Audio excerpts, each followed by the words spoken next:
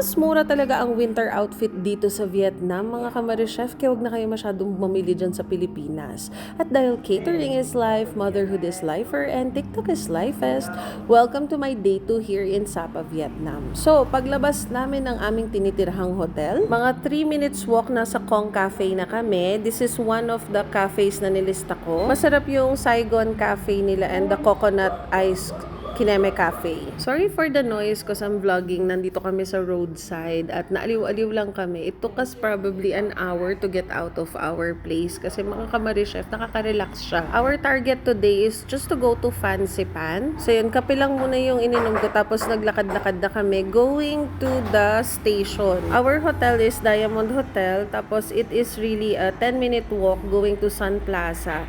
And then, from Sun Plaza, marami ka nang makikita yung city center ba yung tawag doon? Actually, mga ka-Marichef, dito pa lang, solved na ako. Parang hindi ko na gusto pumunta sa Fancy Pan. Nasa loob ng Sun Plaza yung ticket station and they will offer yung parang pinakamura. Pero we got yung pinaka-convenient. So, from Sun Plaza, magte-train, tapos maglalakad konti, tapos magki-cable car. Tapos magte-train ulit. After mo mag-train ulit, meron ulit siyang konting lakad. Tapos meron ulit train pataas. Basta ilang levels yan parang 4 levels. Dahil malamig yung hangin, mga ka-Marichef, it is important na magdala ka ng mask para sa mga katulad kong malalaki yung butas ng ilong. Syempre, ang bilis pumasok ng hangin.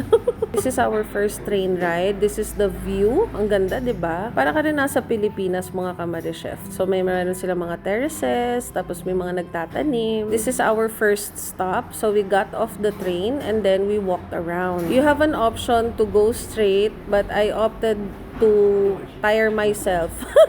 Pagurin yung sarili. So, mag-ikot-ikot tayo dito, mga ka-Marichef. Tapos, dito na yung part na naiyak ako kasi parang di ako makapaniwalang nasa ibang bansa ako. Ganun yung feeling. Tapos, ang lamig kasi sobra. Pero, alam niyo yun, aliw-aliw siya. After roaming around here, parang naligaw lang ako, mga ka-Marichef. Tapos, sabi ng asawa ko, tara na, sakay na tayo ng train. Tapos, di namin alam kung saan kami pupunta. So, yung ending, ayan, may mga pa-transition tayo. And we stumbled upon this village kung saan, I think this is their cultural center, parang ganon.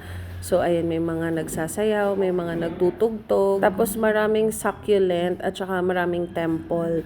Tapos, may, mga ka-Marichef, may cherry blossom. Ang ganda, Ang ganda dito sa Vietnam. Para siyang pagitan ng China, or Japan, Pilipinas, Thailand. Parang ganun yung pakiramdam niya. Parang it has everything. Maaliw ka kung ikaw ay isang plantita. Wonderland ito ng succulent. Ang ganda talaga. This is still in Fancy Pan, ha. Fancy Pan is the name of the mountain, sa pagkakaintindi ko. So, ayan, mga ka-Marichef, bago kami pumunta dun sa isa pang sasakyan namin, paakyat, ito yung mga nadaanan. Oh, by the way, this is a very long vlog because this was my whole day yesterday. So, day 2 ko to. Ayan, so hindi pa ako tumigil, di ba, paikot-ikot tayo. At ito na, sasakay na tayo sa cable car. So, itong cable car, mga ka-Marichef, it is important na kung first time mo, wag kang dun sa harap kasi nakaka-motion sickness siya. Tapos, sa umpisa, syempre, nahihilo-hilo ako. Tapos, hindi naman siya nagtitilt. Pero yung idea na parang sobrang taas mo, tapos naghahalo na lahat ng emosyon mo kung maiihi ka ba or malulula ka, ganun. So, sa umpisa talaga, enjoyin mo lang. Tapos kapag you feel bad, just close your eyes, ganun. Tapos, ayan, breathe in, breathe out, enjoy, video saglit, tapos pag nalula, pikit ulit. Ganun yung ginawa ko. Ayan, so, paakyat na tayo sa Mount Pinatubo. Charot! Ito yung peak ng Fancy Pan. So, gumagawa ko ng trend dyan. Tapos, hindi cute. And then, when we got there, nagutom ako. We ate sausage. By the way, mga ka-Marichef, I have discovered sa sarili ko na hindi ko pala masyado gusto yung mga Vietnamese food. So, very, lang tayo. Very safe yung mga choices natin. Mahirapan kayo na makakita ng matinong review sa akin ng pagkain dito. And when we got to the middle peak, so ito na yung pang ilang stop namin, pangatlo na. Ayan na yung nakita namin. Tapos akala ko wala nang lalakarin. O habang nagpipicture-picture kami, biglang nagulat ako. Nagdingdong yung bell. Tapos may pala, may automatic kineme siya. Okay, so this is the part where yung mga vlog ng mga hirap na hirap umakyat, ito yun. Kaya mga ka-Marichef, you have to brace yourself. Ito yung trekking na manipis na yung hangin. So, dito ako hiningal, napagod, at parang pasuko na ako. And so, we rode another train. Okay, so from that part, it brought us up and mas malamig siya, mas mahangin.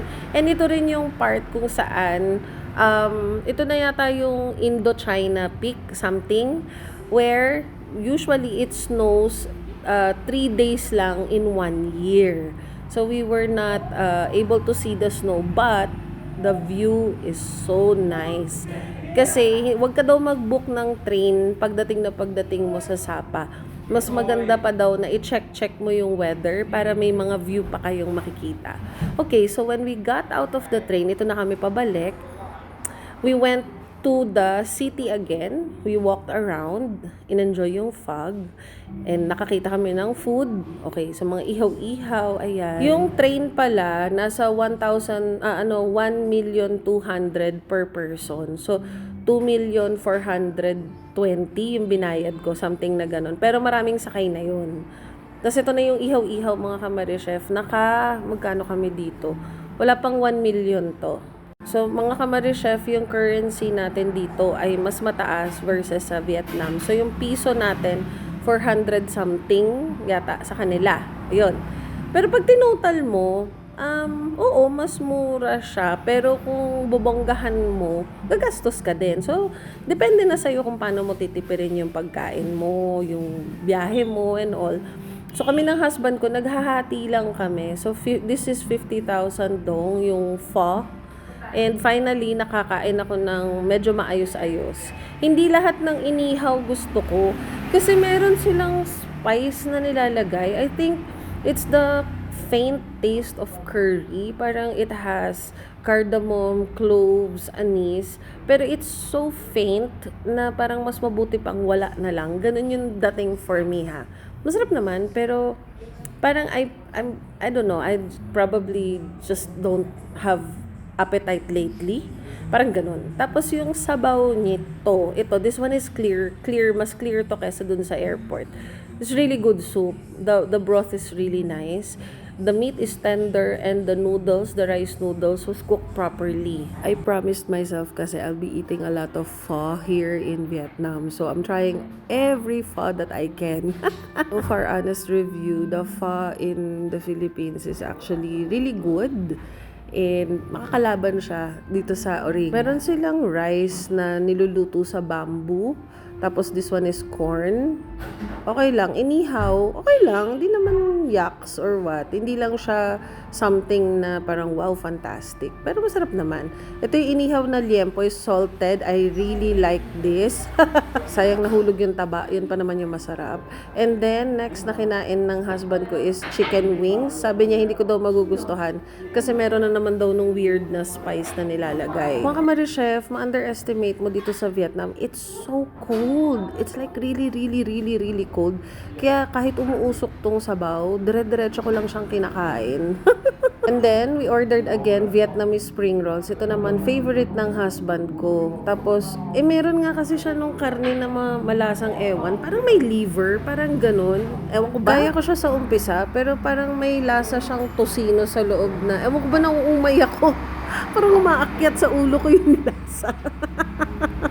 Parang tosino na ginawang hamonadong longganisa na merong anis na parang tinapa, parang ganun, na ginawang Shanghai. Sa Pilipinas kasi, parang yung mga gumagawa nito, parang straight lang siya yung lasa niya, hindi masyado maraming spices. Ito na yung bill, 445,000 dong. Binang husband ko, wala pa daw yan 1,000 pesos. So, sa dami na kinain namin, parang mga 800 lang daw, parang mga ganun. Nakakita ulit tayo ng mga kamari-chef. After eating, we walked going back to Diamond Hotel and we had so much fun walking around. Tapos namili ng konting pasalubong.